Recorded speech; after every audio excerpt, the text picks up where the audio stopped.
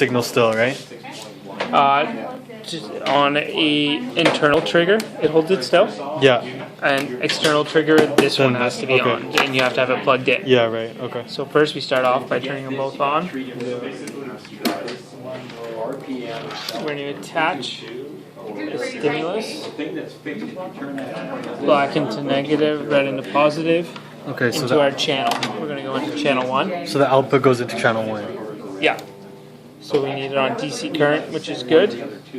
This is on repeat, so now we'll start getting stimulus. Duration to about 10, 40. Right, you want a pretty high frequency, right? Yeah, you want to be at about 40 frequency, which is at. Yeah, so that you can see a signal.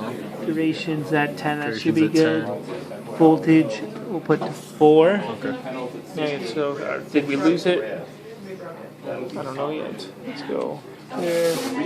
Auto trigger, there we go. We're starting to get something now. Go on external, if we go to internal trigger, that 0.5 or 5 milliseconds. 4 volts, 2 volts per division, so we have our 4 volts there.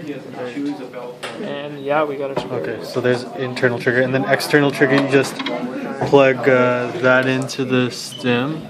Black into ground. Alright, black into ground, okay. Red into orange. Okay, and then this just goes into external input. There, off. There you go. Oh. Shoot. Well, either way, that goes in there. Then you just switch it to, Yeah. you just switch your trigger to an external source. Done. Alright, cool.